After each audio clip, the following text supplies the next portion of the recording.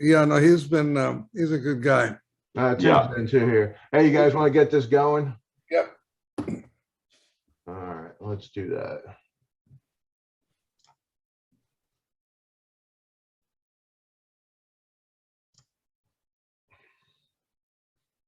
Oh, I recognize a few names up there. Okay, well, should I just start, Joe? No, give him a minute here. Give everybody let the people. Hey, finally. That's a good background, Tim. Elliot? Well, it should be. It's halfway across Bass Strait, No. heading for recognize you now. Tasmania. Fantastic. All right, I'm gonna mute. Not everybody came in on mute. I'm gonna mute some people here. Unfortunately, it's you, Tim. All right, so Bob, it's in your court right here.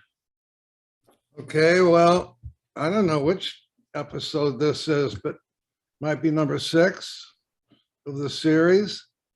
Those of you, this was just a lark that came to me one morning when I thought the fan club was getting a bit boring. And since then, it's become sort of a serious lark and a lot of fun. And about a week or two ago, it was longer than that, but I thought the average age was about 75 if you didn't include Charlie Morgan. And Charlie's 92. So when I included Charlie Morgan, the average age went up to like 78. And I thought, well, that's well and fine, but it might be nice to hear from somebody younger and more involved with what's happening today in the world of yacht design. And I immediately thought of Kevin. I've been aware of Kevin's work before. Well, I can't remember sort of when I wasn't aware of his work. It's always looked good. I haven't seen a lot of it, but what I saw was enough to impress me. And his new work with the Kraken series is top notch. Kevin was also a good friend of Laurie Davidson and did a lot of work with Laurie Davidson, which I'm very jealous of. Yeah, That had to be an amazing time. it was.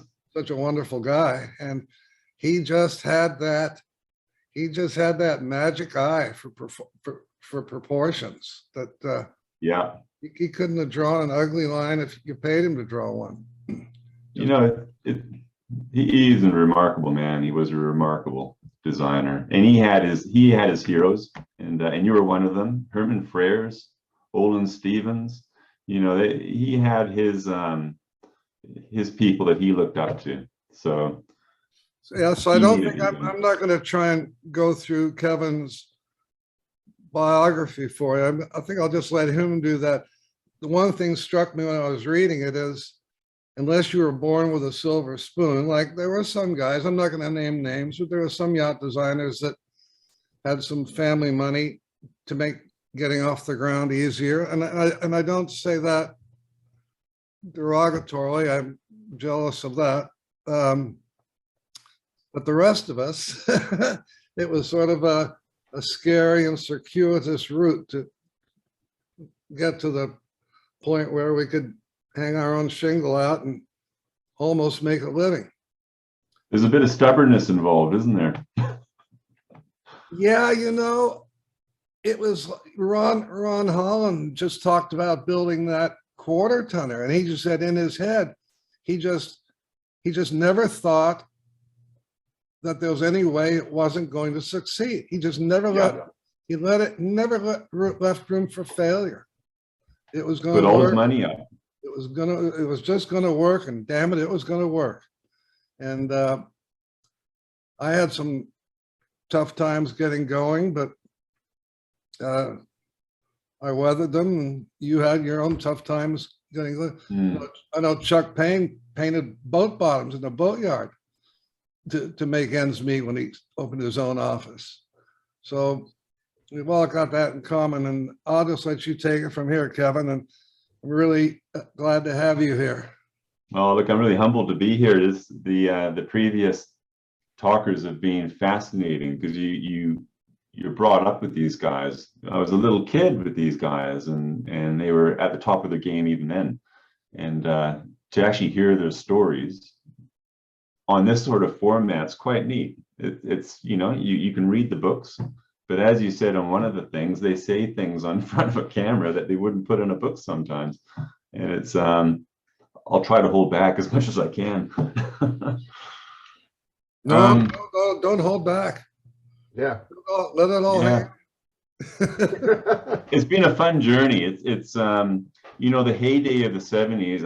I was a young teenager in the 70s, and I wasn't part of that IOR, which would have been magic times. I was in the IMS IRC stage, and to really get started, I had to get into the trailer yachts, and I guess that's like the quarter tonners back in the day, and just spend years and years working up in size. And I've been lucky as well with a couple of which I'll get into later on, but I've been lucky. The luck card has landed my way a few times.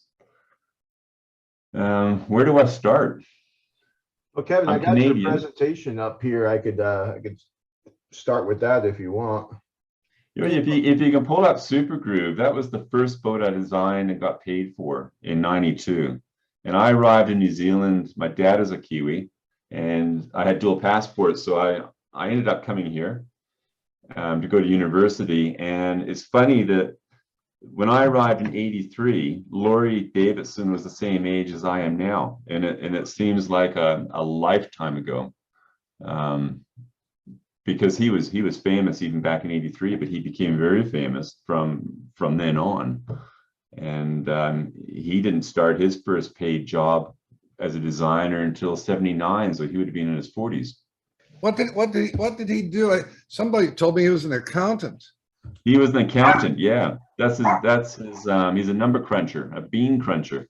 Yeah. And he also was in the Air Force. And he did 6 years in Singapore, Hong Kong, one of those two places.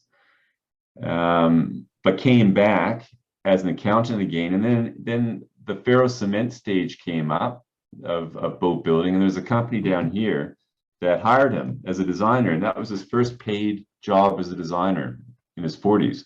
And so he quit accountancy, and the company down here paid him to go across to the States to see what other yacht designers were doing. And they were doing sailboats, trawlers, everything out of concrete.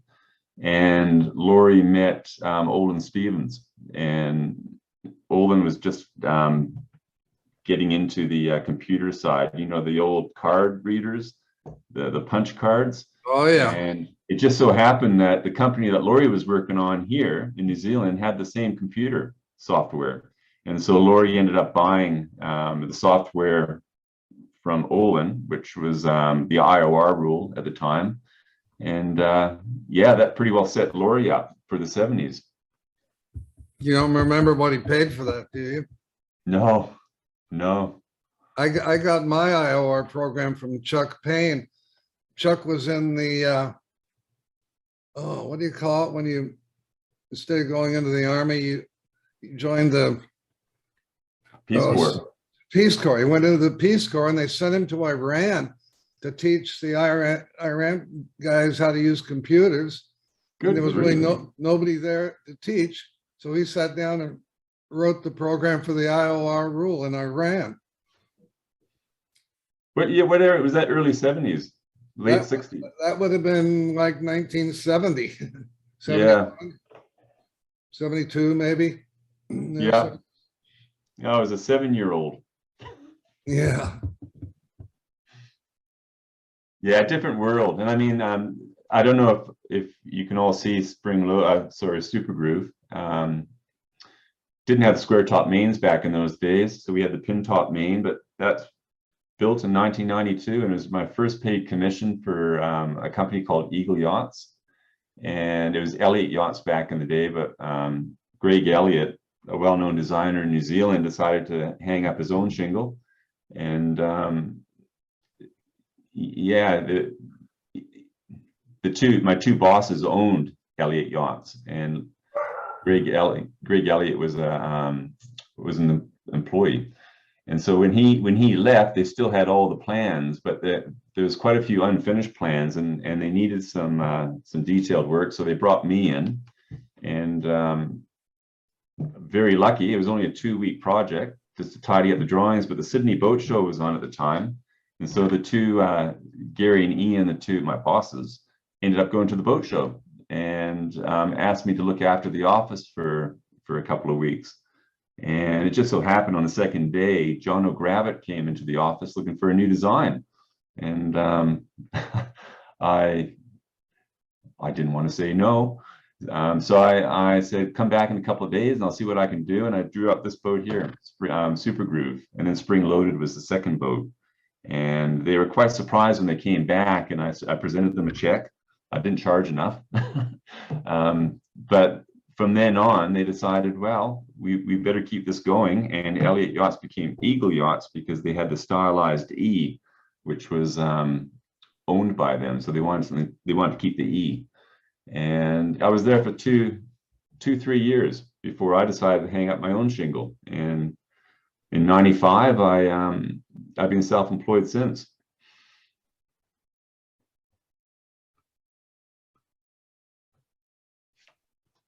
Well, that sounds fairly painless.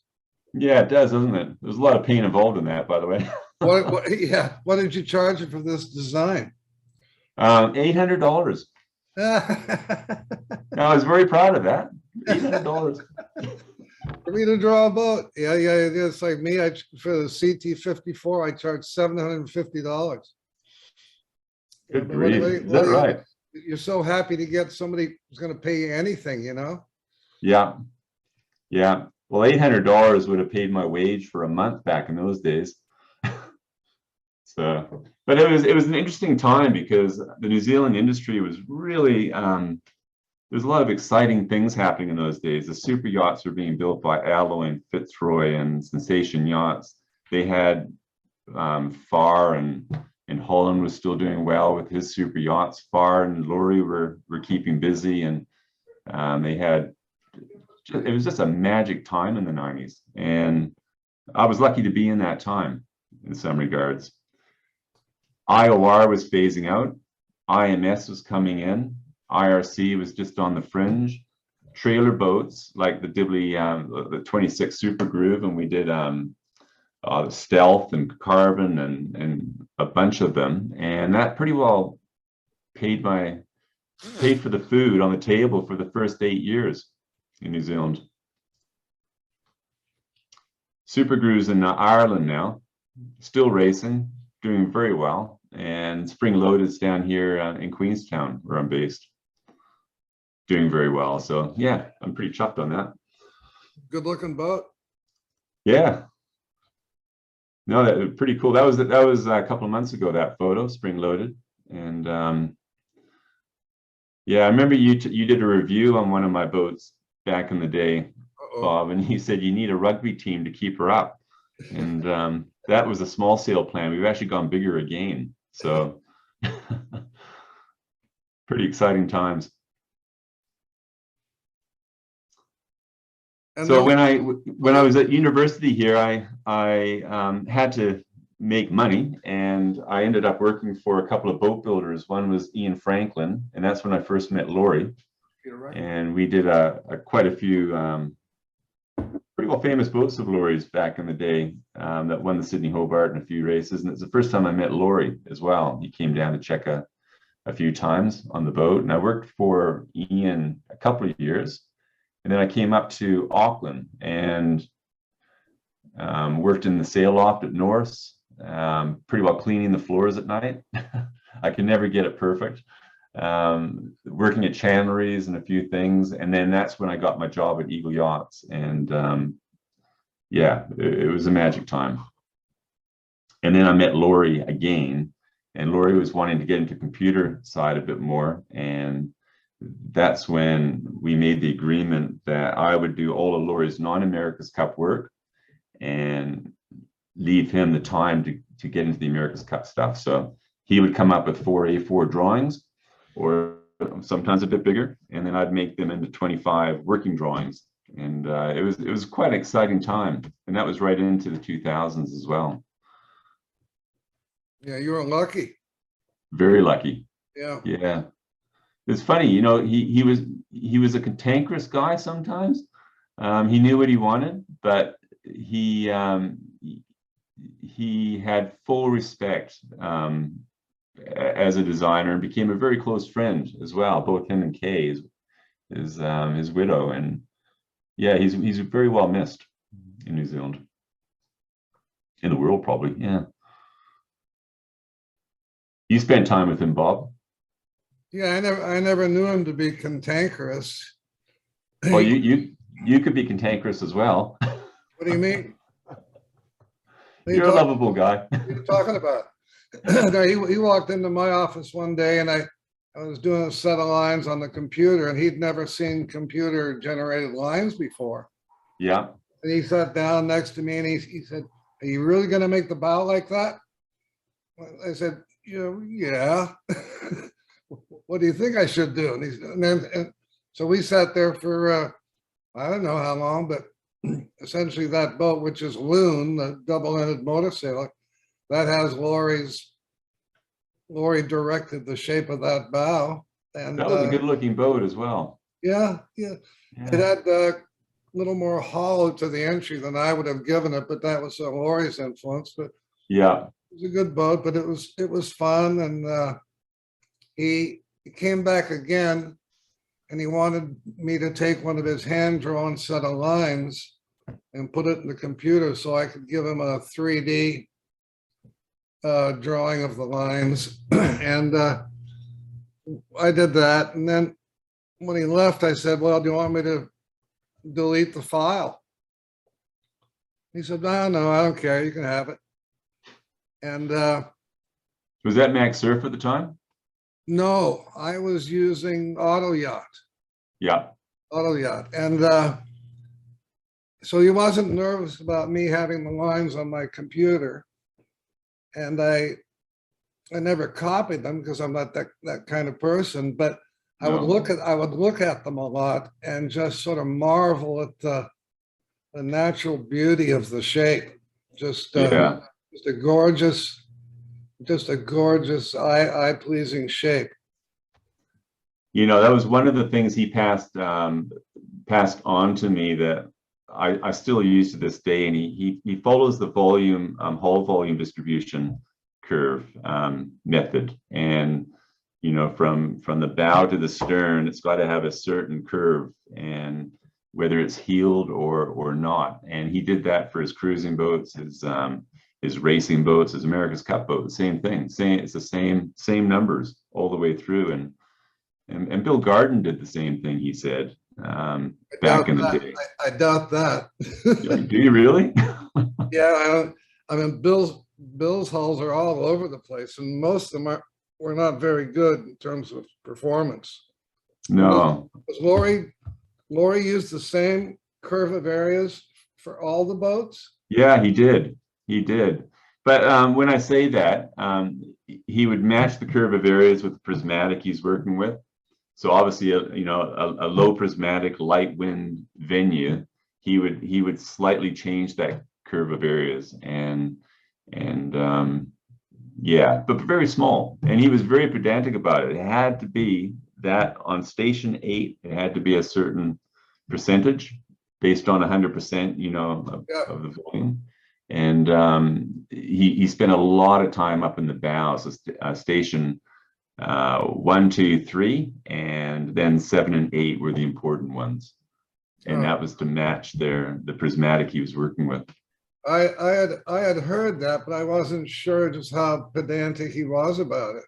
Yeah, he was very pedantic. Yeah, to the point where I can be as well. And some people don't agree with the method. Some modern designers poo-poo the whole thing, but if it works, why change it? And so I've been using it, for the Lyman, the LM46 at Lyman Morse, and the Krakens, and all the race boats and the cruising boats. and I've never had a badly balanced yacht as far as the hull, and then of course matching that up with the sail plan, and it's a formula that works. So Yeah, my program would allow me to, when it printed out the curve of areas, it would allow me to bring one up out of my library and use it as a reference. oh really? Yeah, and I knew Laurie worked that way, and I always kind of wanted to compare mine to his, but I just didn't want to be accused of copying, so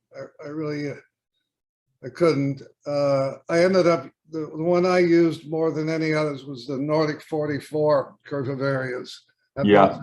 That boat seemed to have such a beautiful, well-rounded personality. But I heard Frere's designed that way too. Yeah, no, I heard the same thing, and I know Peterson didn't.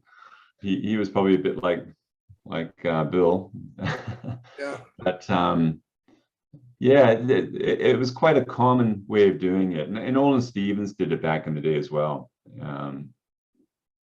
So yeah, it works. Yeah. Stealth, the 23-footer there, that was the smallest trail yacht I did, and it took 8 years to build. It was a home build for a client in Tauranga, and by the time it finally came out, it was the first of its type of sports boat here. But by the time it came out, every designer down here had come up with at least 3 or 4 versions before this one launched, and a bit frustrating on that side with home builds.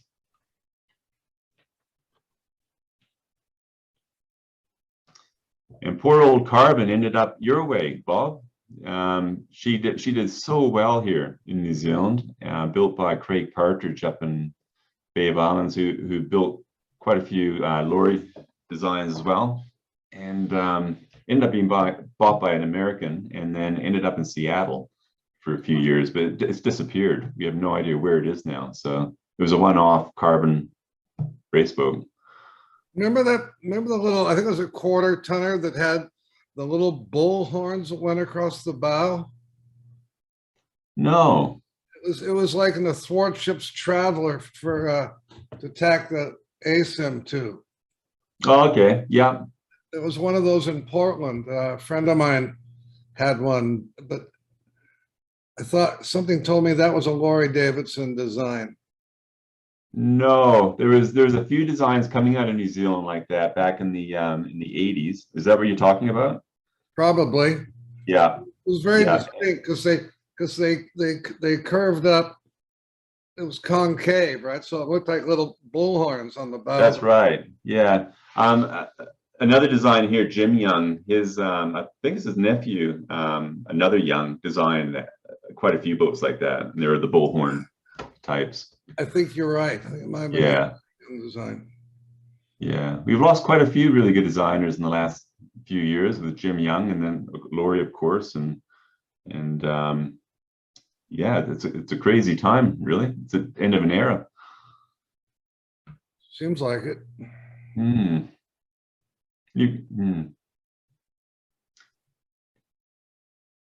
So that was well balanced boat. That it just sailed 2-fingered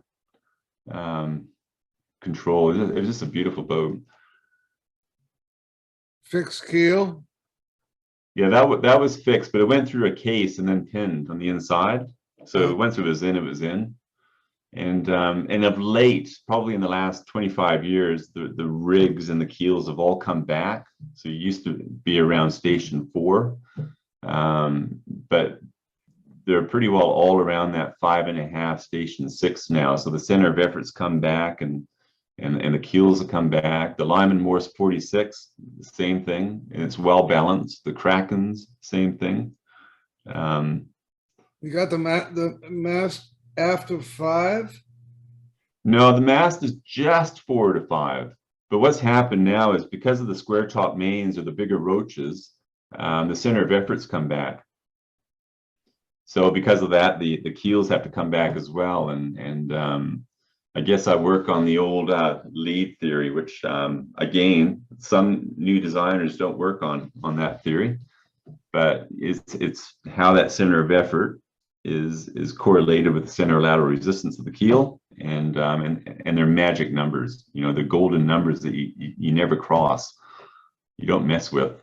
And how do you do it, Bob? Are you on the same page on that one? I used to, and then one summer I had a high school kid come in for the summer, and I had him go through. Oh, Bill Garden sent me a letter where he had a method that he used, and it involved the position of the mast and the end of the boom, aft end of the boom, right?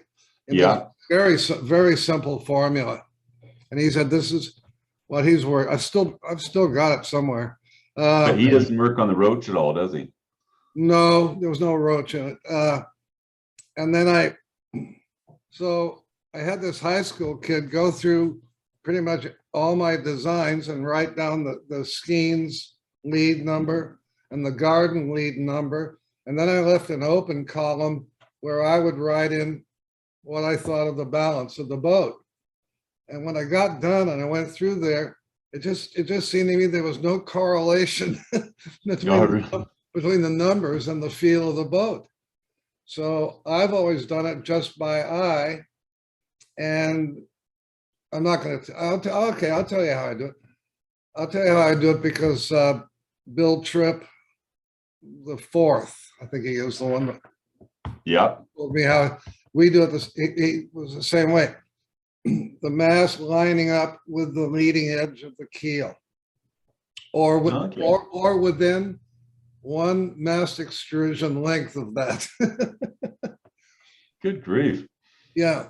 So that's sort of where I start, and then I might adjust one way or the other depending on what I have to do with the keel for weight balance. But I'll start there. Yeah, you're not using the roach either, are you? No, not at all. No. But I'd get nervous if I got back around station 5. Yeah. I'd be a little nervous. Yeah, it's a funny thing. I don't use the full roach. So the square top mains, I use an IRC roach for my center of effort, where it lies up at the keel, mainly because you can put a lot of twist in that main. So you don't need to use the full main area to work out the center of effort. It's still there on the drawings, but on most of my sail plans, there'll be a little dot showing the EP and a little bit of roach on that sail plan. And I use that and the 4 triangle to drop it down to the water line, and then work out the CLR of the keel. And yeah, I guess You don't use any of the hull shape in that? Yeah, I do. I use the prismatics in there and also the heeled water line, but I don't have any complex hull shapes really to worry about. So what I do is I bring the keel line, the leading and trailing edge up to the water line, and use that in my calc for center lateral resistance. I take the 25% line of the keel, yep, and carry that up, and that's pretty well the lead, how it's worked out. So you're not using the hull profile? No, I'm looking at the hull profile, but my hulls don't change a lot between what you're seeing there with Chikara. I think that's a sensible way to do it if you're going to use that method. Yeah. You get new books out now in yacht designing, and I always try to keep up on it. And there's new theories. A lot of students now with the computer side, because I was like you, I was brought up with these little puppies. And people don't use them, and the students don't use them anymore. They're museum pieces, and you know what it's like when you had to change a hull line on vellum, and the work involved on it. And now you can just push a button and it spurts it out. And there's quite a few designs coming out now from new designers that you shake your head a little bit, coming out of Europe, for instance. And it's all volume, it's all interior. Yeah, there's still successful boats, don't get me wrong, but just a little bit different. I think I don't think the computer handicaps you in designing a hull. But I think if you haven't drawn lines by hand, you may not be able to get all the capability out of the computer drawn lines that someone Yeah. drawn by hand can. Yeah, no, I agree. When you change a little bit on the computer, because you've done it the long way, you know what the domino effect is Yeah. all the way through, and it's very easy to change a point on the computer and not worry about what happens around it until it looks good. But yeah, doing it the long way, so it certainly makes you think before you change something. Boy, Yeah. you got that That's right. funny with the Lyman Morse 46, and that's a very clean hull shape compared to the Kraken 50, for instance, which has that longer keel and the skeg rudder. Can we get a picture up here? The Lyman Morse. It'd be at the end there, I think, Joe. All right, let me see if I can find it. About just before the end, you got the Kraken 50 and the 46.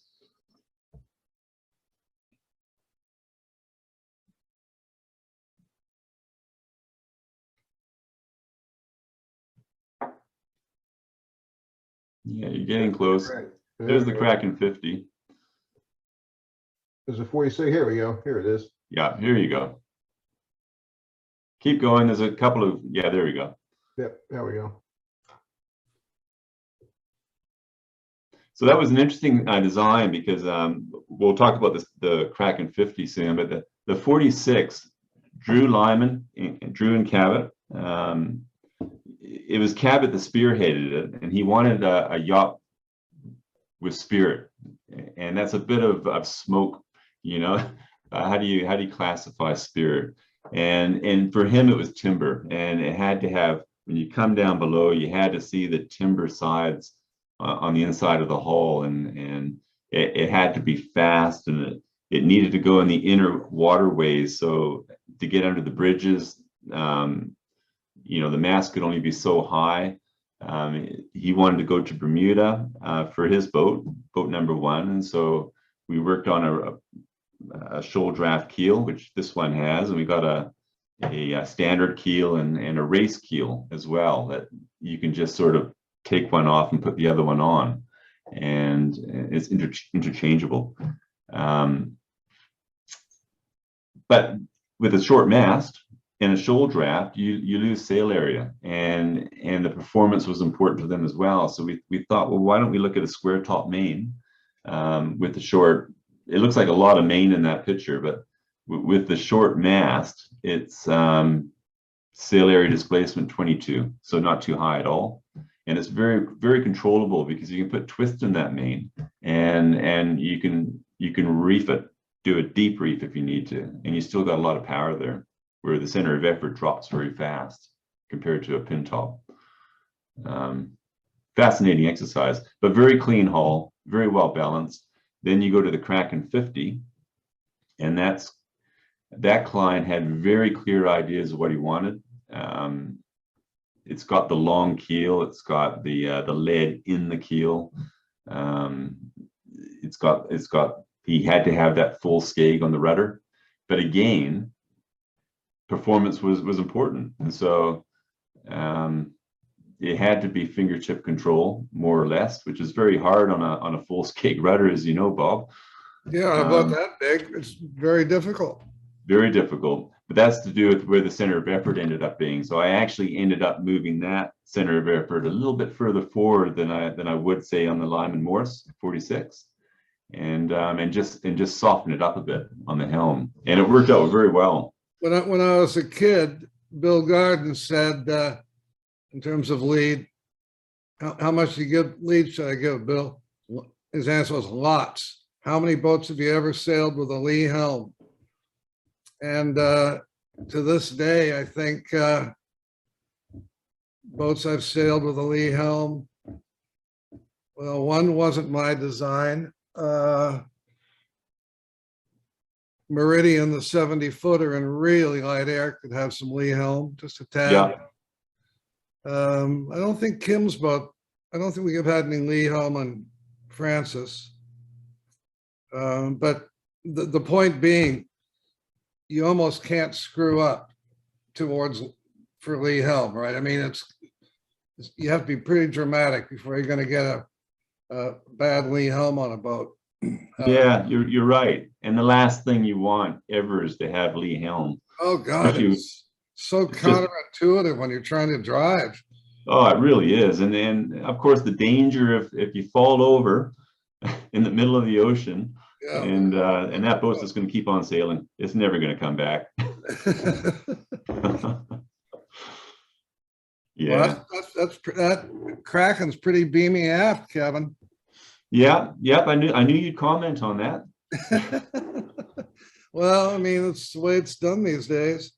Yeah, it's, the interior is so important. The big owner's cabin aft and all that sort of thing, but there's no reason you can't have a well-balanced, good hull shape as well. And I guess I know a lot of designers down here, at least, they design on a static waterline that's flat, and it's the boat show waterline. But when we design, and Laurie was the same way, he would heel that boat at 18, 20 degrees and work out the prismatics and the curves and all that on that heeled waterline, because that's where it's going to be living most of the time, between that 12 and 20 degrees. And That's a lot of work when you're drawing by hand. well, computer, Bob. Oh, yeah. Makes it a lot easier. You'd never do that back in the early days. It's just too much work. Can't imagine. Yeah, and Laurie, when he would do his hand drawings and put it on my desk, he'd still be working with the diagonals. Were very important to him, because when you're doing it by hand, that was the only way you can get a fair hull, a proper fair hull. Where I haven't used diagonals in the computer designing ever. I haven't seen a diagonal in years. No, But I did no. I did pretty much all my fairing with diagonals. Yeah, yeah, and it made sense, didn't it? Yeah, it did. Did you ever break out the old splines anymore? I got them sitting right here. Yeah, but do you ever use them? No. I remember I Ron did. told me once that he still uses this is when he was in Ireland. He still used to do the shear line with with the splines and the weights and before you went into the computer, you used to stand back and look at it flat on a table. Well, if I can't get the shear looking good on the computer, I'll go to splines, Yeah, work it out, then transfer those coordinates over to the computer. But yeah, usually the only time I use them nowadays is when somebody walks in here and says, "What are those?" yeah. I'll show you. But I bought mine in New York. They were, I can't remember, I think they're called waterline yachts. They're just beautifully shaped. I think I've got the exact same ones. Did you get them in New York? I have no idea where I got them. Yeah, same one. Yeah. I had some chromed. Oh, really? I did. I had like half a dozen of them chromed. I gave them to people as gifts. Oh, that would have been brilliant. You can't buy them now, so I've actually got a mold for this somewhere. I had a In friend case that we ever worked, had to pour I had new a ones. friend that worked at a chroming shop, and he chromed them for me. Oh, that would have been lovely. Rob Ball used to sell them too, didn't he? I gave one to CNC, Yeah. Okay. chrome spine weight. Well, I know Edson put them out for quite a few years as well, but I love them. Just don't use them. They're paper holders, paper weights, but just to hold them in your hand sometimes, they feel good. I got this one at Boeing's surplus store. It's covered in plastic. I got it for 50 cents. I got two of them. I got it for 50 cents each. And one of them said 747 on the bottom of it. Good grief. Yeah, with a marking pen. 50 cents. And they're the same weight as your other ones? It's a bit heavier. Okay. Yeah. You remember seeing old photos of Boeing, and they had the big shop floor, the big lofting floors with their splines?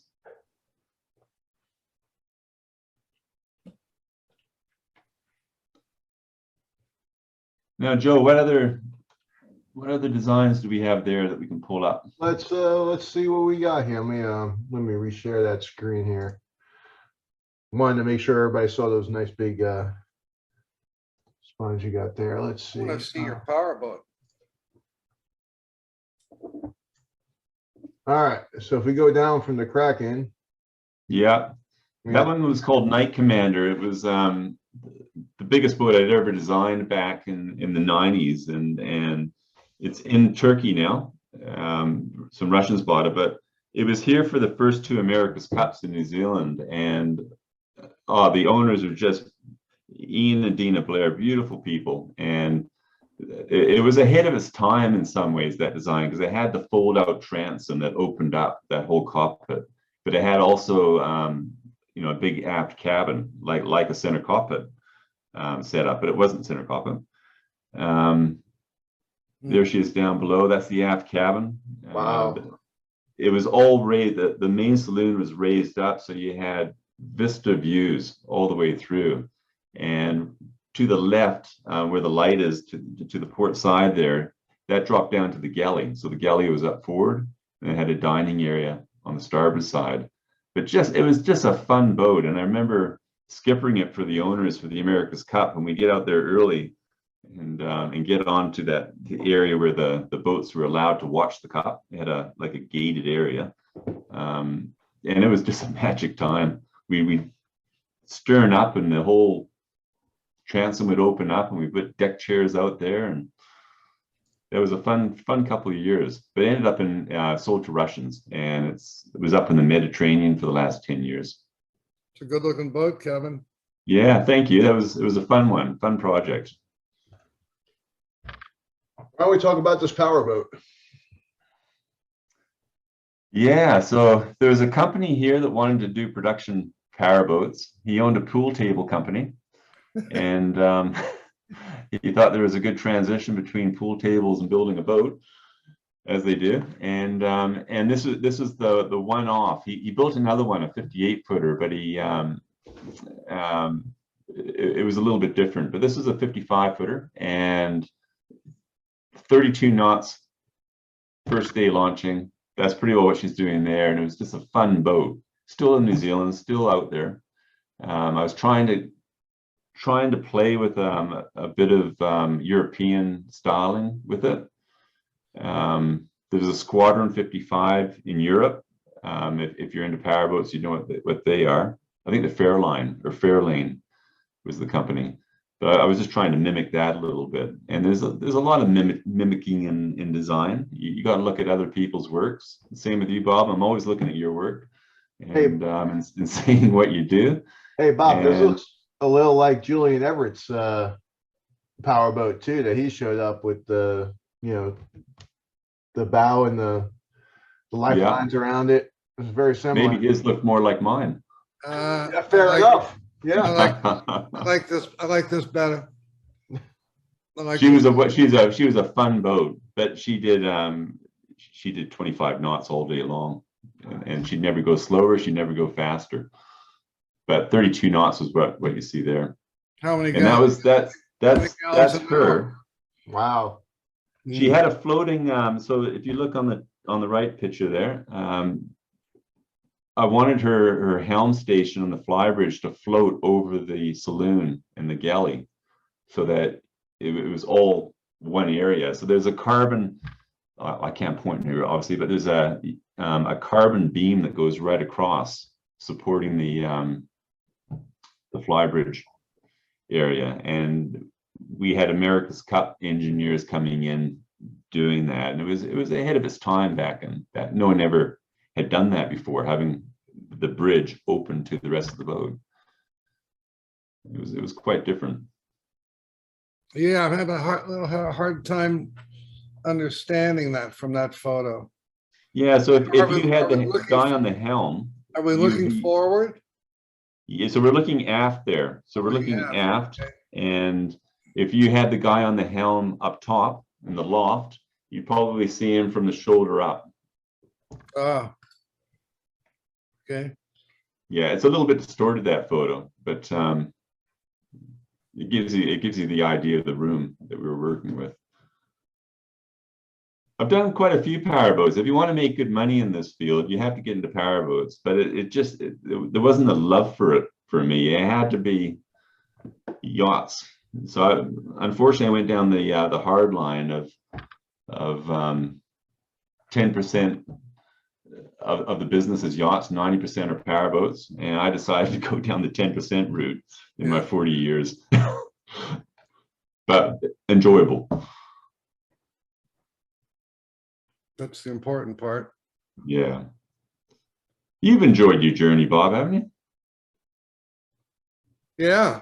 I mean, have I had a good time doing it? Yeah, I have. Can you believe you've made a living at drawing boats for a living?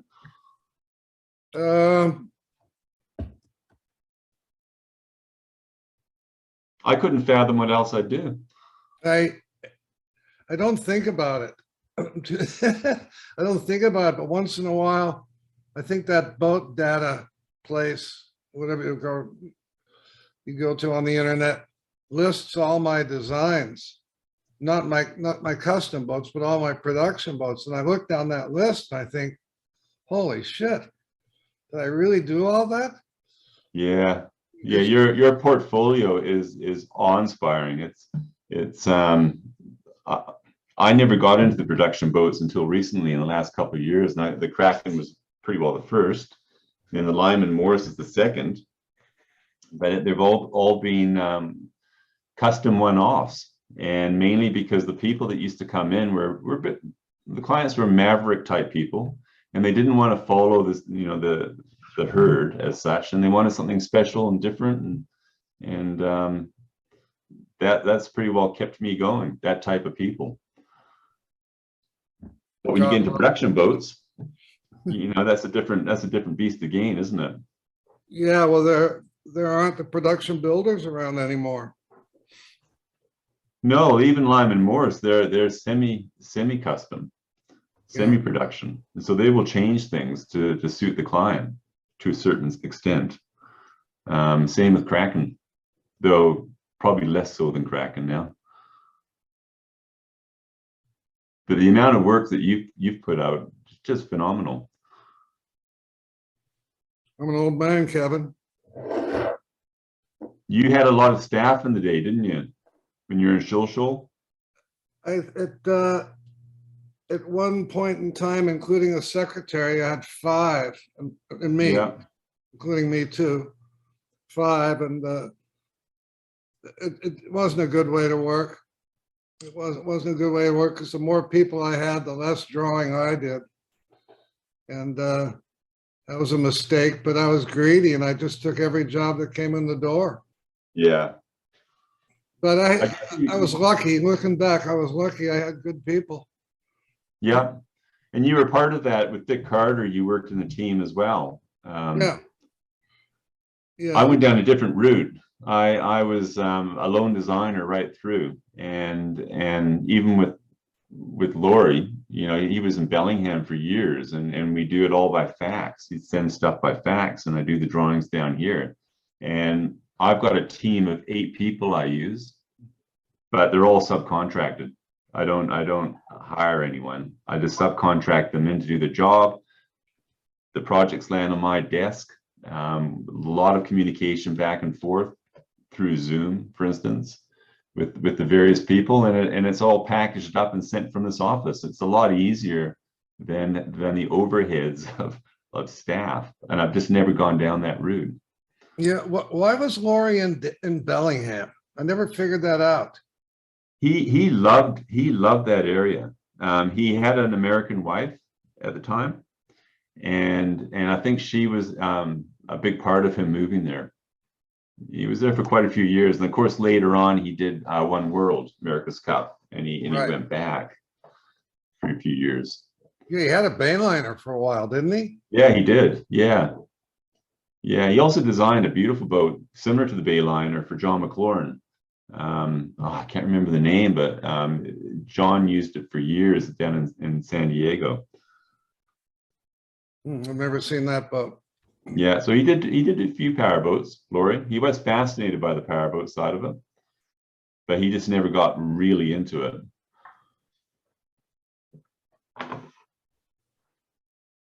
What else have you got there, Joe, as far as the drawings?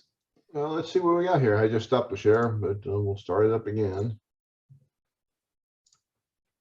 Let's go down. We got there you go. That's the latest one. That's a 2021 design for a local builder here that wants to produce them, mass produce them, but I don't think he'll be mass producing them. But a great little sports boat. The sports side, the two-handed sailing is becoming really big worldwide, but it's gone huge down in New Zealand, and mainly because of crew problems. Getting crew, you don't have time. Management issues are a problem. So this one here pretty well fits that offshore racing two-handed type scenario. We've got different cabins for the two-handed side to protect you a little bit offshore, but that's the coastal one, sports boat, and it should be launched later, I guess April next year. 33 feet on deck. Length overall, yeah. Where did you get that volume layout for the bulb? Say that one more time. Where did you get that bulb shape? That was I'd probably have to thank Laurie for that. We did a bulb for Frank Pong in Hong Kong, who had owned Laurie's TP52. So Pendragon 4 was for John McLaurin. That was the basis for the TP52 rule. And then we did a first generation when the rule came out, and it was called Alta Vita, and it won the Transpac. And it ended up on the East Coast, and then Frank Pong in Hong Kong bought it and called it Jellic 5, and sailed it for a few years over there, did very well. But then I got a call from Frank looking for Laurie. Laurie was having some heart issues at the time, and it was on the operating table a few times. Laurie and was? So say again. Laurie was? Yeah, he had a few. His heart wasn't the greatest, but at that time, Laurie said, "Look, this is what I want to do, and it's to gain the volume distribution curve." And he said, "This is what you've got to do for me, for Frank, and just make sure the bulb is this heavy and it follows this curve from 0 to 10." Where did he get And that? so, Where did he get the curve from? America's Cup. Yeah. I don't know the full story on it, but again, all my bulbs are based on that curve again, whether it's a 10% or a 15 or a 20% section shape thickness. It's still the same curve. So and it's a beautiful bulb, and we did this bulb for Frank, and he was top boat on the China Sea for another 5 years before he sold her and bought a Reichel Pew 73 that used to be Pyewacket. And we ended up doing a new keel, rudder, and appendages. A lot of my, if you keep going there, Joe, a bit further down, I'd say 20% of my work, even now, are redesigning appendages and rig plans for existing designs out there, like the Ross 35 or the Elliots or the Youngs. And it's just giving them a whole new lease of life. And this one here is in Australia called Mad Jack. And I think she was built in the early, possibly the mid 80s. And the technology and the shapes that you can do now on a good hull, because these hull forms are very good. It gives them another 20 years of life. What keel foil is that on that fin? That one there's a 63. It'll be a 10.5%er. And that 25% line between the top and bottom section is completely vertical. And that's another thing that Laurie did a lot of. He wanted that 25% vertical for maximum lift.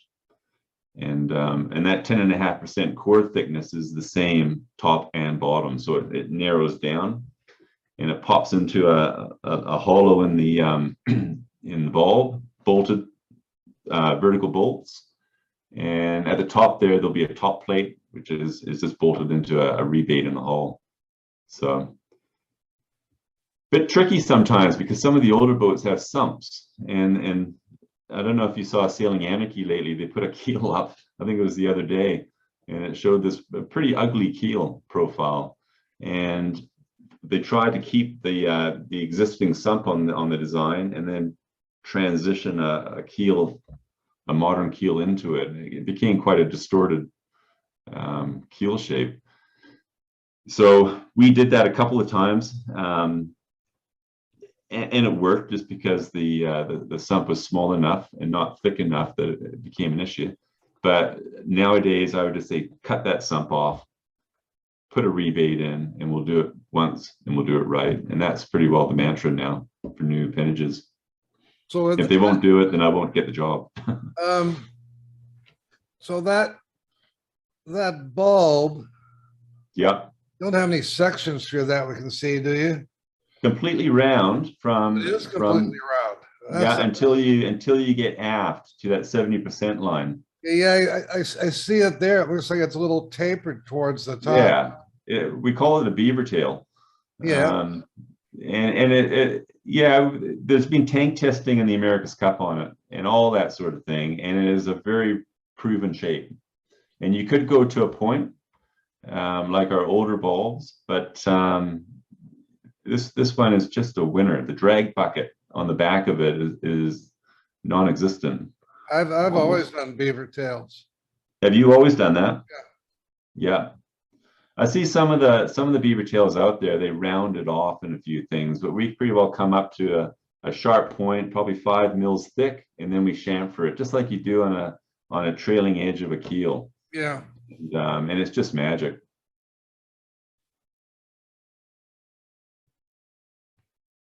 That's a pretty pointy nose.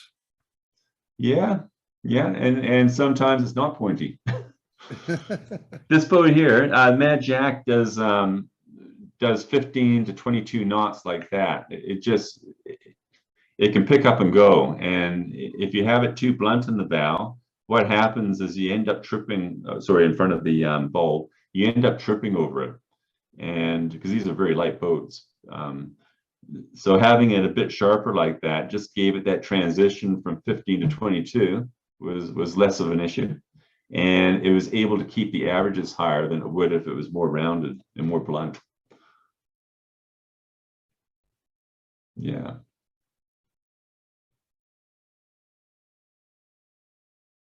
Now that's computer-aided design for you, and like the FD33, this is a 30-foot version, but you'll see again it's two-handed offshore for racing, and it'll be canting keel, twin rudder.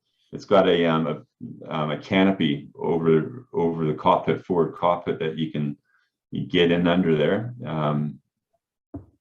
The Tasman races here are becoming quite popular from here to Australia, and this would be the perfect boat for that. So we haven't got a client for it. We had a preliminary client. Funnily enough, a lot of my work is preliminary, and they don't go any further than preliminary. And in the early days, I used to not charge for preliminaries, just trying to get my name out there. And now it's probably 15% of my cash flow. Oh no, I remember. I used to charge a fixed fee for preliminaries, and Yeah. then one design, the preliminaries dragged out for a year, and I said, "The hell with that! I'll start charging hourly." Is that what you do now? Hourly? Yeah. Yeah. Bill We Garden talked about that. Bill Garden once told me you should charge 2% for preliminaries, Is that right? Okay. which is quite a Yeah, bit. that is quite a bit. Yeah. No, I've put my fees up over the years on the preliminaries because of that problem, because it can keep going on and on. But one thing I make it very clear is if a client does a preliminary drawing, they're not obligated to go further into the working drawings. So that's a safety net for them. At the same time, it's really important for me to listen to what they want. And if they don't know what they want, it becomes a bit of a learning experience for both of us. Well, so often they don't know what they want until they see what they don't want. Yeah, that's true. That's actually very true. This one here is a Davidson 29 up in Seattle. Very well-known boat up there. It's raced against your boats quite a few times, I believe.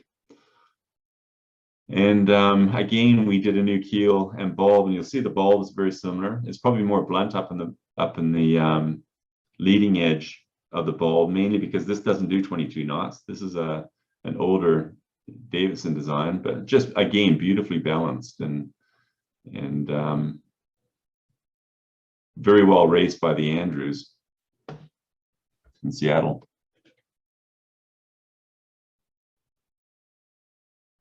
Now, I've always wanted to ask you, Bob, did you ever do an inflatable? No, Never got asked? no, Okay. I don't think I would. I mean, when I take on a new design job, I like to convince myself that whatever it is, I can do this better than anybody else. If I can think of somebody who can do it better than I can do it, I'll say, you should go to this guy. He can do it better than I can. And I've got a buddy up in Vancouver. He's from Montenegro. His name's Ivan Erdevecki. Yeah. And he's done a bunch of these. He's done some military ones for Israeli Navy and stuff. So if somebody asked me, I'd say call Ivan. He'll take. That's really cool. I've always gone by Ron's mantra of saying yes and then working out how to do it once you get the client, the job. And I remember my first powerboat, not having a clue what to do, but you pretty well you've got enough info that you can work it out pretty fast. And this rib here was mass produced by Southern Pacific, and it was a really successful boat. But again, I had to go through that whole, how do the rubber size, the hypalon, marry up with the hull and all that sort of thing. But it was a fun exercise to go through. Yeah, it looks good. It's nice looking work, Kevin. Yeah, thank you. That's why you're here. I'm almost embarrassed to say that I've done model yachting. I've never got on the controls though until recently, and it's a big thing down here. You got the IOMs. Is that an IOM? Yeah, it's an IOM, and we did the Marbleheads as well. And 76 is in England or Ireland now, but there was a company here that mass produced my designs. We had the DM1, DM2, DM3 for different conditions, and they did really well down here and won the New Zealand Nationals and North Island Champs, and it's a big following. But the company decided they couldn't make enough money with the orders coming in. There just wasn't enough, so they folded the company, and that was after 4 years. So that stopped my designing side on these things. But it was fun. There was a lot of fun, and again, it's the same theory that we do in all our modern big boats. That's the same bulb profile. No, the bulb. The appendages I didn't do because they're off the shelf items. So you just buy a rudder, you slide it in. Same with the keel and bulb. I designed a bulb for them, but they didn't want to go through the expense of making molds and plugs. And so it's just easier just buying off the shelf. Kevin, I've got a question for you on that. This is Dayon. I've been involved in a lot of RC from back when I was a kid, and I remember when we were messing around with these things, and there seemed to be a scale issue. You couldn't just take a set of lines like we were doing. This is 38 years ago. We took some, like courageous lines, and if you just did an exact downsize, it wouldn't work. You had to scale up and have more keel and more rudder in order for them to actually work. Did you find the same thing with this? Yeah, and it's the same thing. When you do tank testing, for instance, on a quarter model, you had to factor in, and there's ways of doing it. You had to factor in that smaller size so that when you got bigger, you had the actual things. With the IOMs, or the real small marbleheads, etc., it's not just the curve of area. So you can shrink the whole thing down, but you have the prismatic, you have the block, you have the displacement, and that pretty well sets the curve of areas in the way I do it. And, Why don't you just do a quickie explanation of what curve of areas is? Because maybe a few guys here don't know what that is. Okay, so it's volume distribution. So if you've got station 0 being the knuckle of the bow, where the bow is, and then you spread it to the waterline aft, which we'll call 10. So 0 to 10, 11 stations. And if you take each of those stations and work out the volume at that section, you end up with a curve. So when you get to the most voluminous part of the hull, that would be at 100%. And then, boy, I wish I can show you. I'm going to do a really quick, nasty drawing.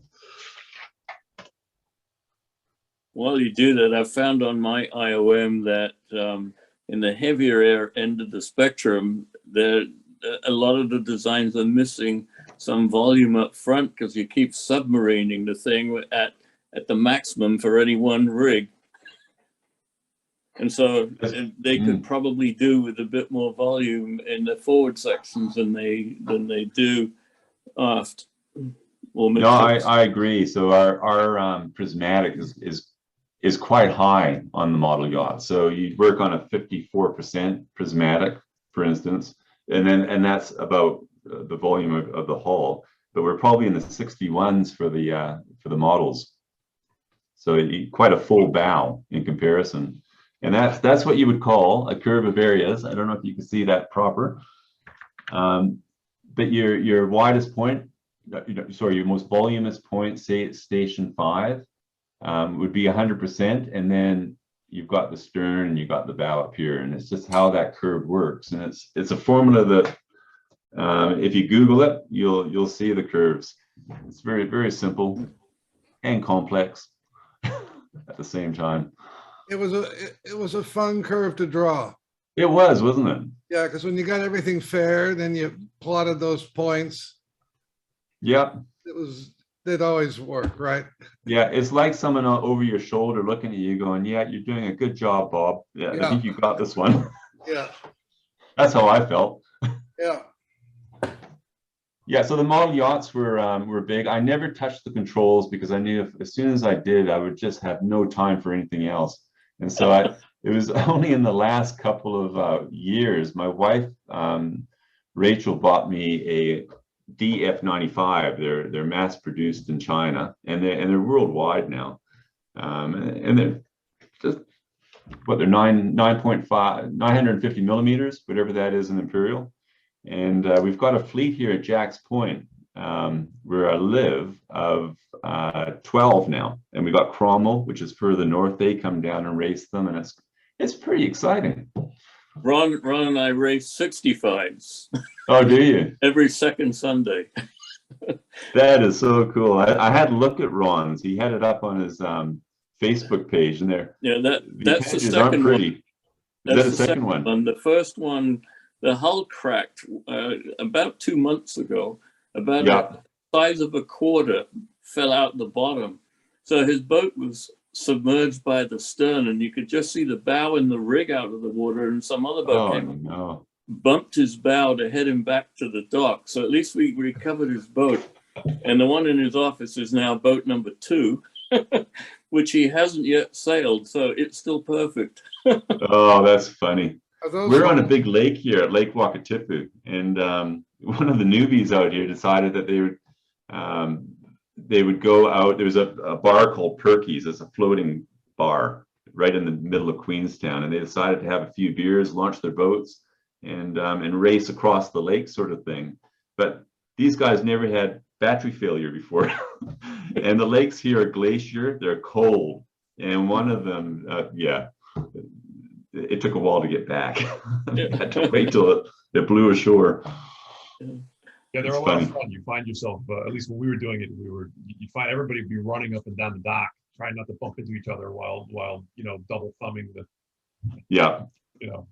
trying not to. But trip over the they line. do teach you something different. I mean, I've been racing sailboats, big boats all my life, and the first time getting into these, you have to play the game a little differently in terms of the finesse, and particularly the 65. It doesn't tack as well as the IOMs or the No. 95s. It's very tough in decent Yeah. breeze to get those boats performing well upwind.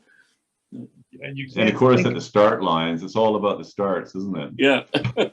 well, yeah, that's and just like 1 millimeter adjustments on your outhaul and various other, I mean, everything's so small that they make such a huge difference. It's amazing though. I still find it amazing how with the IOMs and the Marbleheads, every design is different. And if you get a good design, it stays in front. Fantastic. These are one designs. And so, you're as good as what you've got is no better than what everyone else has got. So Right. it's all pretty exciting. But the fat top mains on the 95s and 65s also teach you something different about twist. Yeah. Yeah. Absolutely. Yeah. Absolutely. Anyway, fun stuff. Good All right. stuff.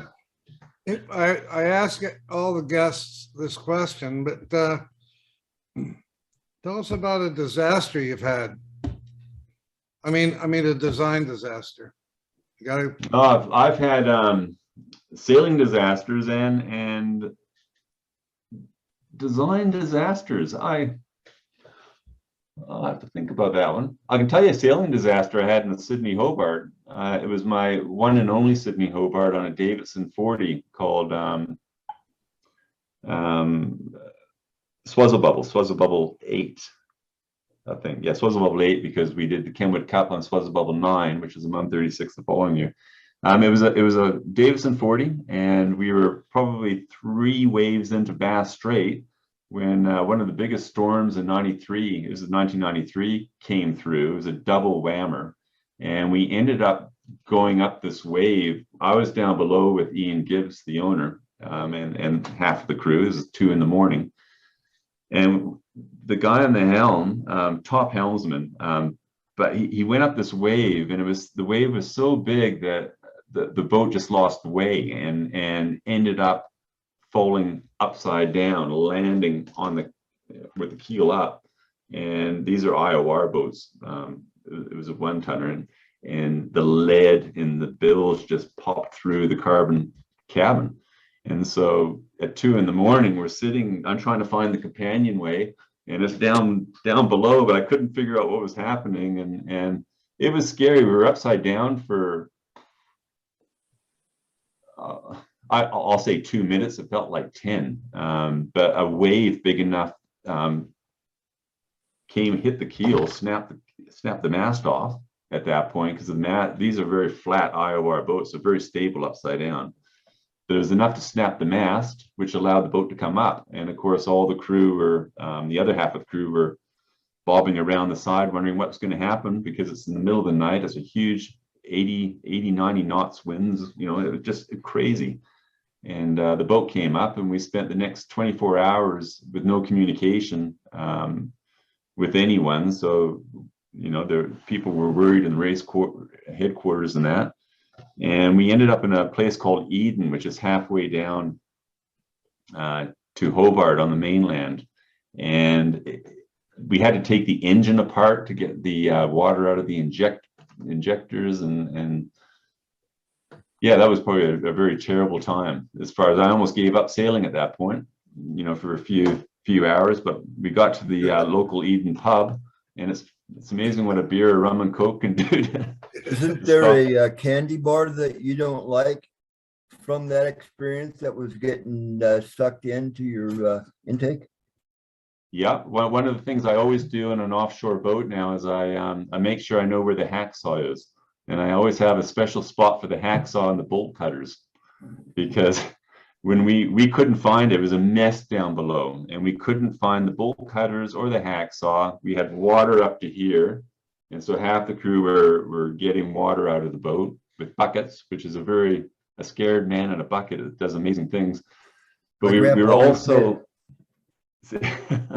we were also had boxes. I don't know if we're sponsored by Bounty chocolate bars, and they had the paper covers, and so we had these little chocolate. The paper just disintegrated, and we had all this chocolate floating around inside the boat. And of course, when you got the whale pumps and you're pumping, and chocolate would go in there, and you'd have to take the whale pump apart to get the the piece of chocolate out. And so we ended up just using buckets, and it was a big thing. But because the mast broke and it was a carbon hull, the spreaders were punching holes into the hull up in the bow, and so we were pulling spare clothes and pushing them in the hole, and we're trying to find the cutters to get the rig off. And we didn't find the cutters, but we got the hacksaw in the end and cut the pin, got it off. And I've always had a spot for the tools now, and the grab bag. It's always part of the design now process. There's some very nice hydraulic rig cutters now. They cost about $3,000, but Yeah, if you know where they are, they will get rid of everything quickly. yeah, fast like that. Yeah. This Hobart was actually it was worse than the 95 Hobart where they lost lives, but because 95 they lost lives. I think it was 95, 98, 95. I think it was 96. 96? 96, Yeah. 97 right now. Yeah.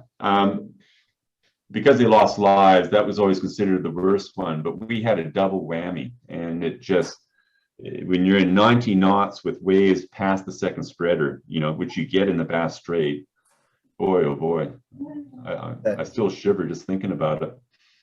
That's probably one of the toughest crossings there is in the world, Bass Straits there. Yeah. It's not very far, Yeah, but mainly, when you've got a southerly current coming down the Tasman Sea against a southwesterly blast coming through the strait, and it's shallow there. Yeah, you throw in a shell. Yeah. No, it's terrifying. And we've got the same thing in between North and South Island. And it's a stretch of water that can be pretty terrible. But the Bass Strait, I think, is a special little area for sure. Disasters in design, I'm embarrassed to say I can't think of any, Bob. Oh, bullshit. I'm trying. I'm really trying. I'm looking at your hat behind you, and I am trying to harden the harden up here. But yeah, I can't think of it. I've had disappointments as far as clients that didn't follow through with payments, for instance, and a few things like that, and royalties and that sort of thing. But that's more of a human disappointment than an actual design. I've been so fortunate that way. I've had one guy I did a preliminary for that didn't pay me, but that was 30 years ago. And there was some builders that I always Questioned their ability to count the number of hulls they built. Yeah. Yeah. But I always got royalties from them.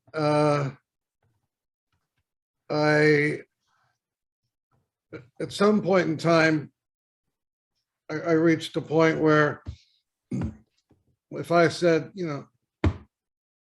pay the royalties, or I'm gonna, or put the word out on you. Yeah.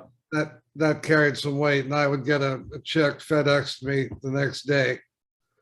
But I've been really lucky that way. China has been the worst one for me, where I've had a couple of smaller boats being built there in mass production, and you don't know how many are being built in the end, and to save, just to save the hassle of trying to find out, I normally say, look, if you pay me 20 royalties right now as a one-off, you can build 1,000 of these things, and I won't worry about it. And they've done that. I've done the same thing with one builder. He owed me a bunch of dough. I said, just pay the bill. Yeah. And fuck off. Yeah. You just go your Yeah. own way, but pay me what you owe me now, right? And that worked. Yeah, funny, Doug Peterson, when he worked for Laurie in the America's Cup down here on NZL 32 and 39. So he was down here for a couple of years. And during his holiday times, he used to get in his car. This is Doug Peterson. And he used to go up and down New Zealand trying to find people that owe him royalties. He was trying to find Peterson boats in backyards. And he'd knock on their door and say, you owe me a royalty. I don't know how it all worked out in the end, but there was rumors that there was a lot of Peterson boats down here, and he had no idea why there would be Peterson boats down here. And so he was on a mission there for a while. Yeah. Well, I did okay. Yeah, absolutely. There's no way you can ever check. No, you can't. They can show you the books. The books are in Chinese. Yeah. What are you going to do? You can't do anything. That's the big problem. And and I don't Small need the chink in hassle. Small chink in the armor. It is. Yeah. That's all right. It is. And as far as royalties are concerned, I would work on a 3, 5, 10% basis. So the basic would be the 3%.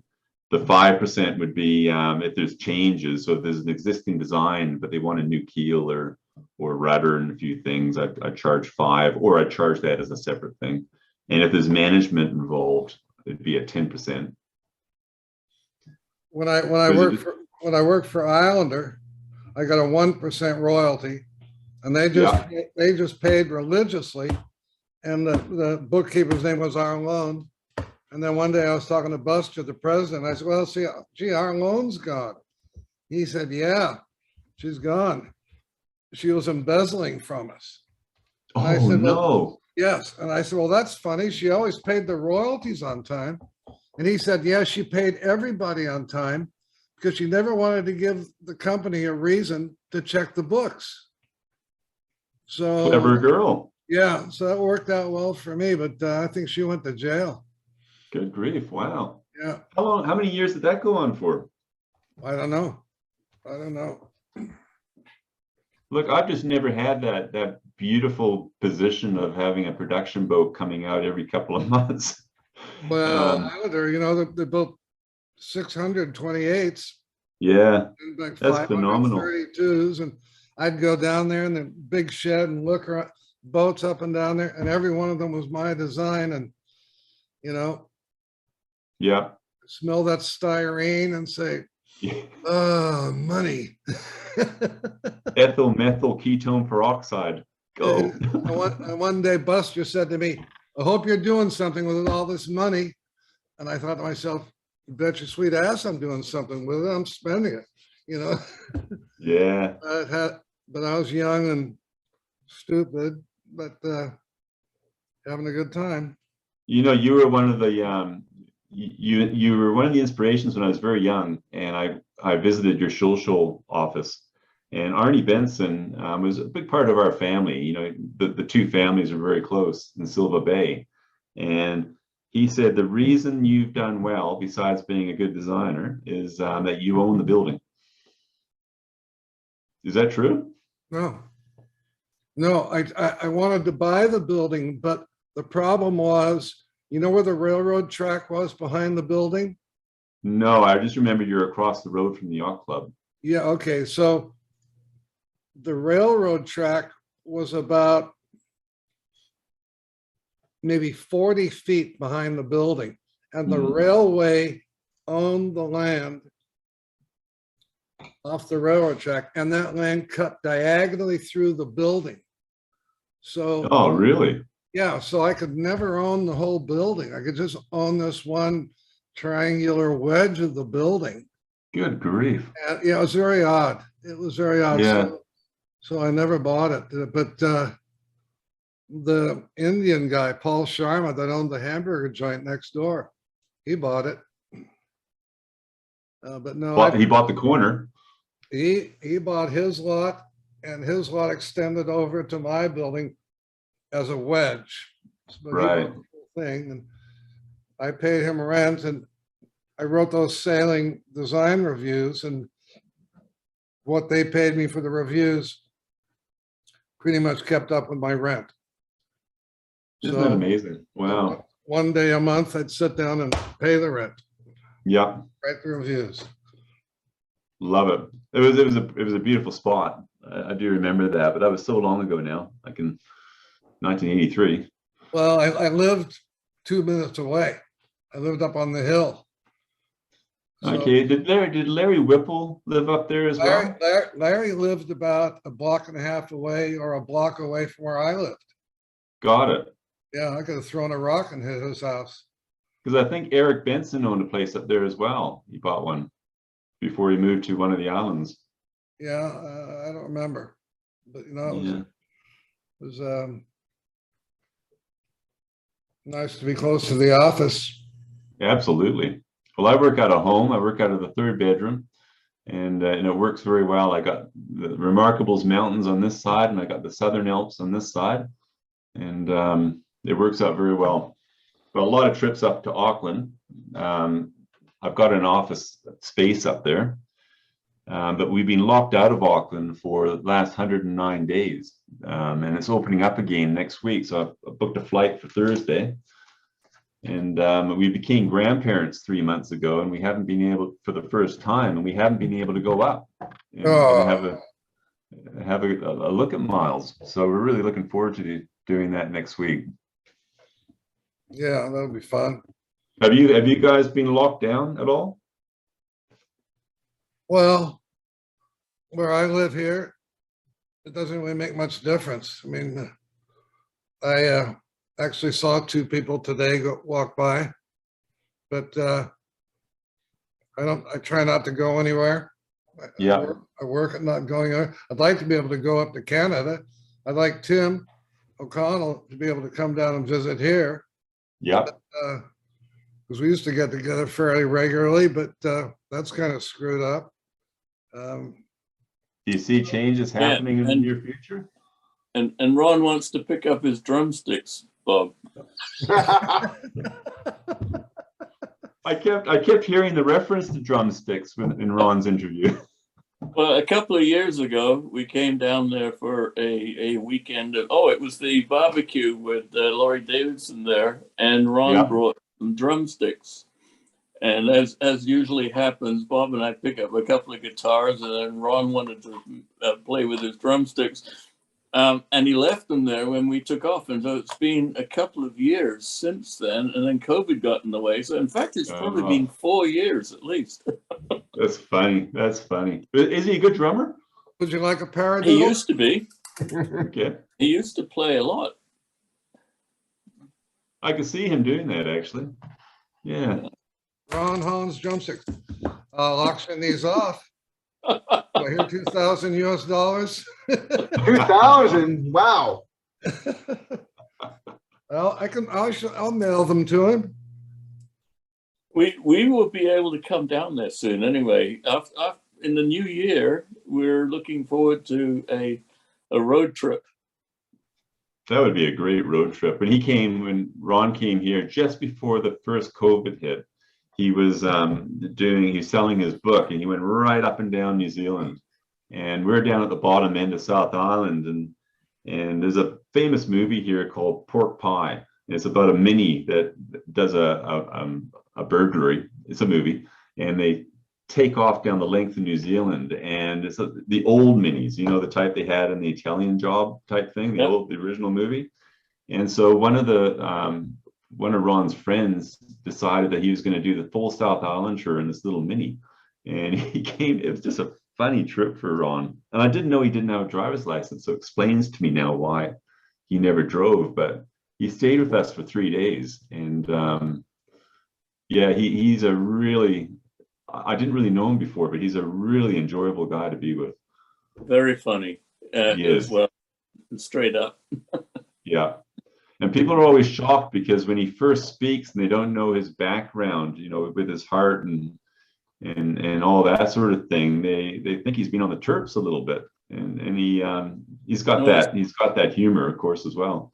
Well, I think it was about 6 years ago he had the stroke, which really messed with his ability to communicate. And he took up playing the piano after that event because it helped with exercising his hands.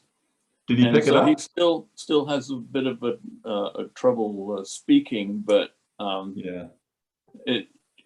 Anyway, he's a funny bloke. When he was on, you really didn't notice it. No, No. in the last 5 years, it's really improved a lot. Yeah. There was a real rivalry between Laurie and Ron and Bruce, and there's back in the 70s and even the 80s, there was a real rivalry between them, and it shaped the new designers coming through a little bit because of that rivalry, and it was interesting dynamics really between all three of them. But there's other designers you could throw in. That was a unique situation to have such a conglomeration in a small area of great design. And that's only three. I can name 10. The Jim Youngs and looking at my book thing here, and Des Townsend, and just some really incredible stuff. Designers coming through a very short time period. Yeah, which pretty well set our industry up. You had to be a boat builder back in those days as well, I was told many times when I first started out. And you got to be a boat builder first, a designer second, because you'll never make money as just a designer. And, those three people proved it different. How's Ian Franklin doing? He's good. He's retired now. He's up in Blenheim area, now Nelson, which is the top of the South Island, and just enjoying life, I think. He was a big part of Laurie's building background. And I remember looking, did he ever build a boat for you? No, but he wanted some plans from me. I sent him some plans to a power boat I drew. I remember that, I think, because I remember I was 19, university holidays, and my job as a boat builder was a glorified sander in the end on the longboard. And in the lunch hours, I used to go into they had a closet full of all the plans, the Ellen works and stuff. And I remember coming across some of yours. Oh, could be. But I sent him this power boat maybe 5 years ago. Oh, okay. This is back in the 80s. Yeah, this is after we retired. He thought he said I have one more boat in me, but he never did. But that's all right. The last boat that he did with Laurie and I was Pendragon, the 69-footer for John, which is now in Italy racing. He was a great builder, really good builder. Yeah. And he can loft. He would have made a good designer as well, Ian Franklin, because he can loft better than most designers can loft. Yeah. Did you spend time here, Bob? I made a couple trips down there. I got involved in that America's Cup dispute with Laurie, and remember the tennis coach that stole? Yeah. What happened there? Well, how were you involved? I was up here one Sunday, and Laurie called me on the phone and said, "Can you be here by Wednesday?" He said, "I need help," and he wanted me as an expert witness to defend him, and his attorneys here. Oh, the attorneys for the other side called me, and they wanted to depose me and use me as an expert witness. And I said, "These are the guys who are attacking Laurie." I said, "Well, you can depose me and I'll talk to you, but," I said, "I'm going to tell you what you don't want to hear." Yeah. So, okay, so they deposed me, and the attorney for Laurie's side was in there, and we got done and we walked out, and he said, "Well, can we hire you?"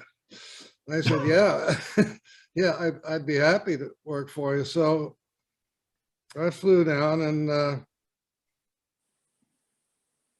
the outcome wasn't good for Laurie. It was just all bullshit, Yeah, it was bullshit. I was brought into that as well. Joe, if you work down and look up DeJuice Dragon, was a Volvo 60 that we did during that period, and we were accused of having FAR 60 drawings that we were using to, yeah, that's the Juice Dragon. They did 2 of them, and Mick Cookson built them.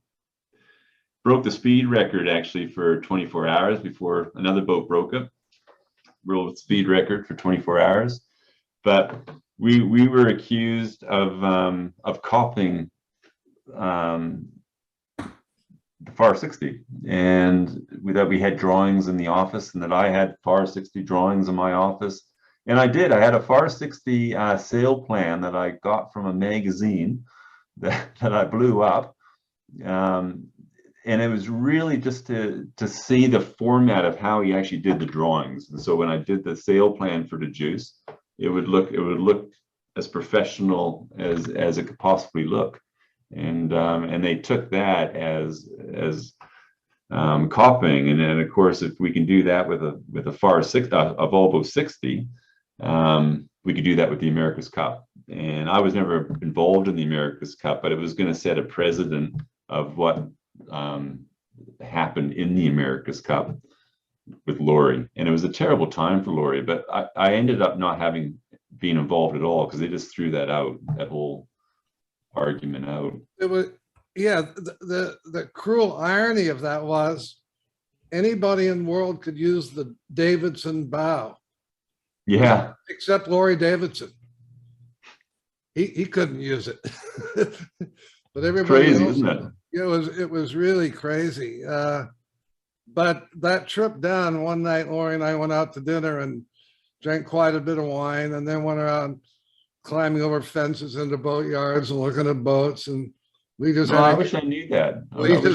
We had a gay old time. He wasn't afraid to tell me stuff because I wasn't any kind of a threat to the America's Cup effort, right? So yeah, we just had a good time. And yeah, it was weird. Yeah, his heyday, he has fond memories. He wasn't comfortable with the America's Cup team environment with 32 and then 60. You know, Laurie was a wolf. He liked working alone. He didn't like to have to explain himself.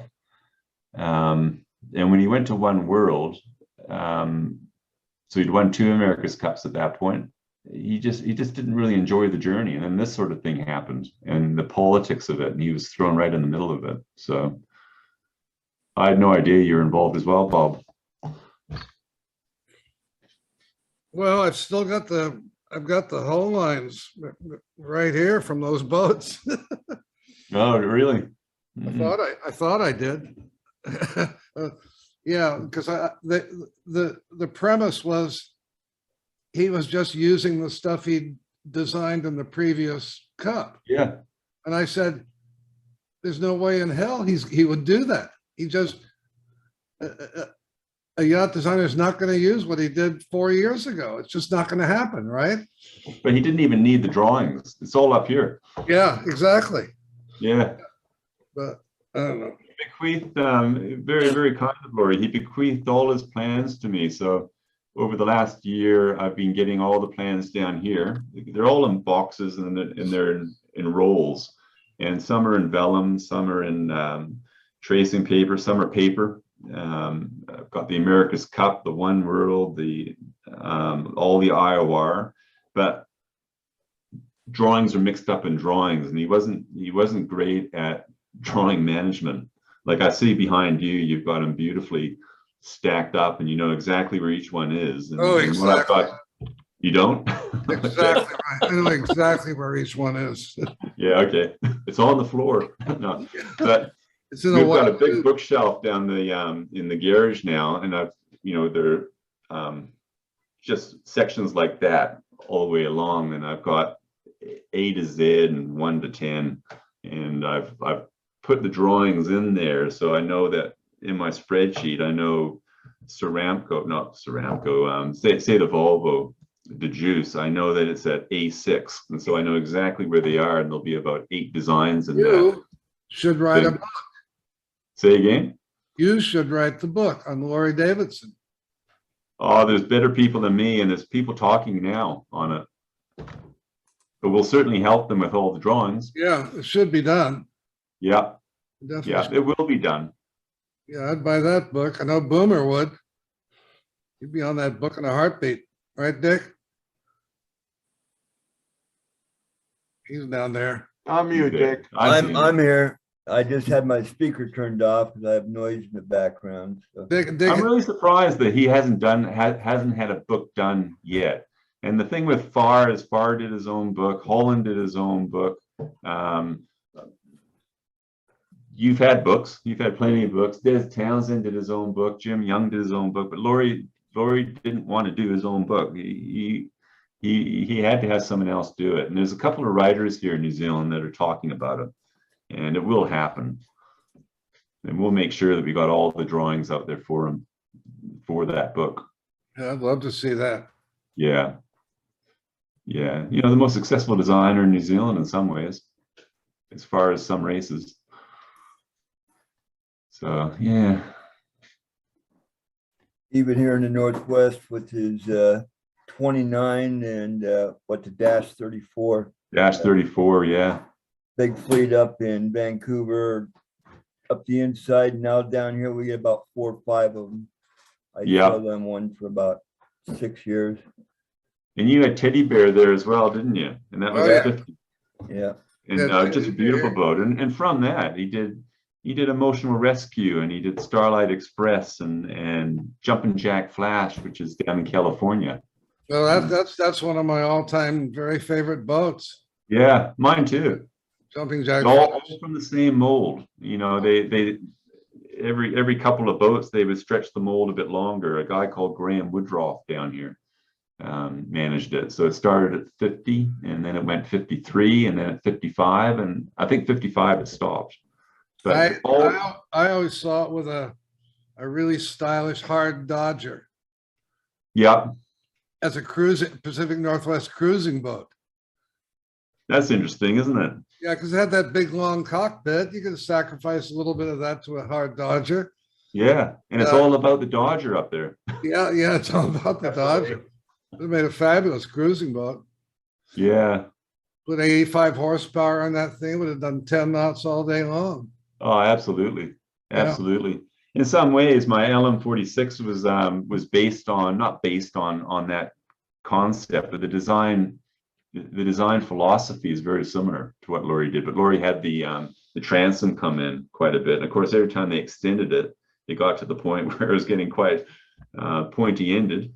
And so they decided to cut right down the middle of the mold and spread it out that way on the 55-foot versions. But yeah, the LM46, same thing, the same philosophy on what Laurie was looking for. Yeah. Well, maybe we should wrap it up here, Kevin.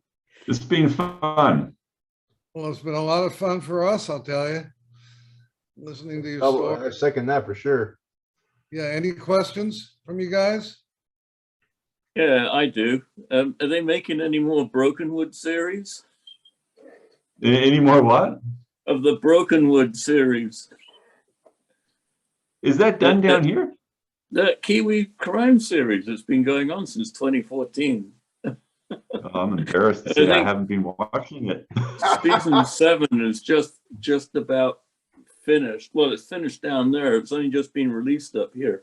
But anyway, it's fun, a fun crime series. I'm still getting through Lord of the Rings. If you get a chance, there's a show here, a series called The One-Way Bridge, and that's another one if you get a chance to watch. And that's based where I am in Queenstown. Sorry, you can get it on Netflix. What's it called again?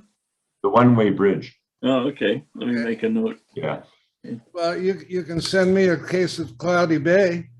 I'll bring it up. I'm not sending it. I'll bring it up, Bob. All right, bring it up. Yeah. You know, over the years, it still sells what it sold for 20 years ago. Can I ask what you pay for a bottle up there? $35. Yeah, okay. So it's about the same. It's 25 here. It was, the last time I was down there, it was about the same price as it is up here. I can buy it at Yeah. my local supermarket. I remember being up there on a holiday quite a long time, well, 10, 15 years ago, and being able to buy Australian reds that were half the price of what we could buy Australian reds down here. It was just very bizarre. Like Wolf Blast, sorry. Remember Wolf Blast? No, I don't. No. I drink a lot of Oyster Bay, Sauv Blanc. Yeah, that's a beautiful wine. That's about $10 a bottle here, and dollar for dollar. That's if you like Sauv Blanc. Yep. That's about as good as you can do, I think. Well, I'm sitting right in the middle of Otago, and Otago is the Pinot Noir territory of New Zealand, and we're just surrounded by vineyards. You can go half an hour that way, or that way, and you're going to hit at least 3 vineyards. And the Sauvignon Blanc and the Chardonnays are further north where it's warmer. But You also get good an crabs important down your ingredient way. as a yacht designer to have. You what? You get good crabs down your way, don't you? Yeah, lobsters. Yep. Yeah. No, we don't really have the king crabs that you guys have here. The lobsters are the big thing here. King crab. Which we call crayfish. King crab is shit. That's for tourists. Right. No, nobody eats king crab. You Yeah, flew in from Seattle. eat Dungeness crab. Dungeness. Dungeness is the bomb. Yeah, Dungeness. Yeah, no crabs down here. All right. No, it's been really fun, Bob, and it's been really good talking to you finally after 40 whatever years. I was too shy to talk to you at 16, but I've really enjoyed the series, and I'm really flattered to be on, and I thank you for that. Well, And hopefully I've got another 30 years of designing in me. we'll have you on again in 30 years. Yeah. Yeah, look forward to it. It was our pleasure, Kevin. Thank you very much. Thanks, and thanks for showing up, everyone. Thank No, you, Kevin. you. Yeah, thank you. Cheers. All right. Cheers. Bye-bye. I love that.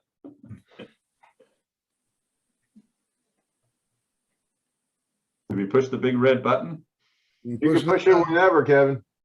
Okay. I'll Thanks, push it Joe. last. Thanks for everything. Good on you guys. Thanks, Kev. All right. Take care. Thanks, Boomer.